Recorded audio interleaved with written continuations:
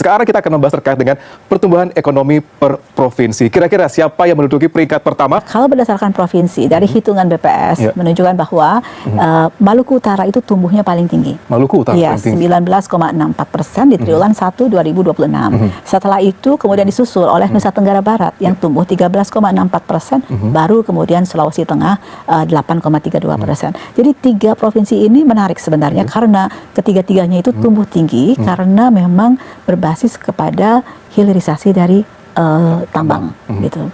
Nah, kemudian kalau kita lihat industri pengolahan di Maluku Utara ini itu tumbuhnya 37,09%.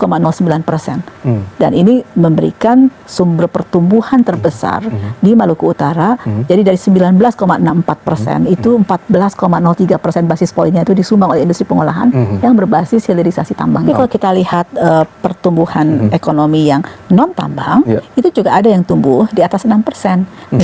Per 31 Mei, pemantauan JPP itu sudah 37.270 korban keracunan. Itu adalah yang reported. Dugaan kami yang unreported sangat banyak sekali gitu ya. Kemudian yang kedua, tadi Abang juga nyinggung soal World Food Program. Kebetulan saya pernah diskusi dengan World Food Program. Saya komplain data itu. Dari mana data bahwa MBG itu bisa mendorong anak untuk datang ke sekolah? Kita buka data Kemendikbudrismen, data BPS, nggak ada alasan anak nggak sekolah gara-gara nggak punya uang saku, itu nggak ada.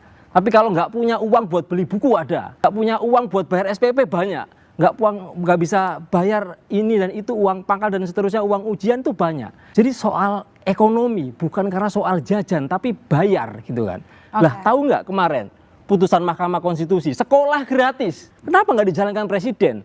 Malah 300 triliun anggaran pendidikan dipakai untuk makan-makan. Itu zalim itu. Pembahasan kali ini menarik banget, yaitu soal statistik ekonomi. Apa itu? Yaitu ilmu pengumpulan, pengolahan, analisis, dan interpretasi data ekonomi. Manfaatnya yaitu untuk mengukur inflasi, mengukur kemiskinan, menganalisis pertumbuhan ekonomi. Biar lebih paham, saya kasih contoh. Misalkan, data pengangguran digunakan pemerintah untuk membuat kebijakan ketenaga kerjaan gitu ya. Atau dalam keseharian di aktivitas ekonomi, sebagai seorang pedagang, warung ingin mengetahui produk yang paling laris, maka mengumpulkan data penjualan selama 1 bulan. Kemudian menghitung produk yang paling banyak dibeli. Dari data tersebut, warung memutuskan menambah stok produk yang paling diminati. Ini adalah contoh sederhana penerapan statistik ekonomi dalam dunia usaha. Nah, ruang lingkup statistik ekonomi yaitu yang pertama untuk pengumpulan data. Data dikumpulkan melalui survei, sensus, wawancara, maupun laporan dari berbagai instansi. Yang kedua, itu adalah pengolahan data. Data yang terkumpul kemudian disusun menjadi tabel, grafik, atau diagram agar mudah dipahami. Yang ketiga, menganalisis data, yaitu data dianalisis untuk mengetahui kondisi ekonomi dan mencari penyebab suatu fenomena. Dan yang keempat adalah penyajian informasi. Hasil dari analisis tadi dipublikasikan agar dapat digunakan oleh pemerintah, perusahaan, peneliti, dan masyarakat.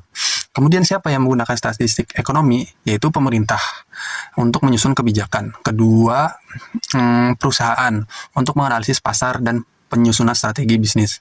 Terus ada juga bank untuk menilai kondisi ekonomi sebelum menyalurkan kredit, kemudian investor untuk menentukan keputusan investasi, dan bisa juga untuk mahasiswa dan peneliti untuk melakukan penelitian ilmiah yang berguna dan bermanfaat untuk semua kalangan yang membutuhkan. Nah, hal yang menarik tentang statistik ekonomi adalah banyak orang mengira bahwa statistik hanya berisi angka yang membosankan, padahal hampir semua keputusan besar, mulai dari penetapan upah minimum, penyesuaian suku bunga, hingga anggaran negara berawal dari analisis data statistik. Tanpa data statistik, kebijakan ekonomi hanya akan menjadi tebakan. Oke, kesimpulannya adalah statistik ekonomi adalah berasal dari dunia ekonomi.